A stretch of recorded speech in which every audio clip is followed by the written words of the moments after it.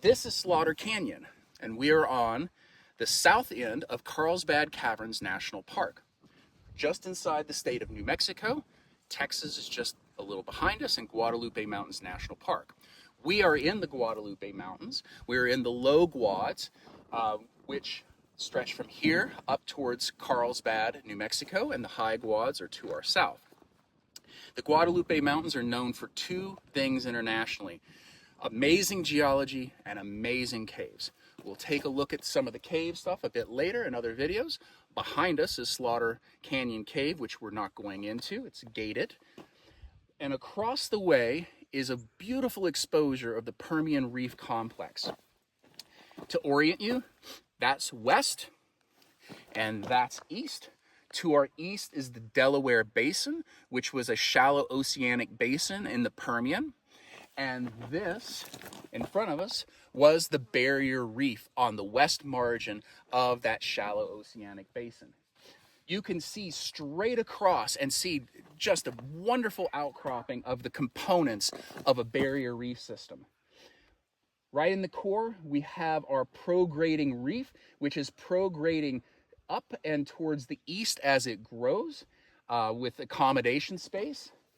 Behind that are the Tansel and Yates formations, which are back reef lagoonal facies, whereas the Castile formation, which is our barrier reef, is a very highly porous boundstone reef with lots of mussels and sponges. And then to our east, you can see the dip sets of the rubble debris slopes that are coming off of the forereef and rolling down into the ocean basin. There are outcrops not far from here where you can see boulders of the Castile formation enclosed within the deeper water siltstones and shales of the Delaware Basin. As this grew in the Permian and prograded upwards and outwards, this Delaware Basin was gradually getting shallower and drying up, such that eventually this becomes a terrestrial system to our west, and to our east becomes an evaporative basin in the Delaware Basin, where we have the Castile formation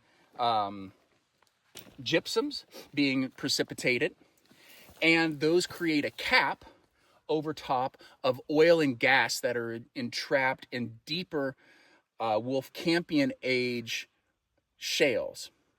So we have extensive oil and gas development to our east, and one of the historic reservoirs for that was the Capitan Reef, which is highly porous and traps that oil and gas, being capped by your younger, very low porosity algal limestones and gypsum formations.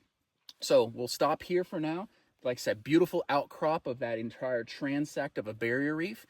And now we'll go out into the basin itself and take a look at the gypsums.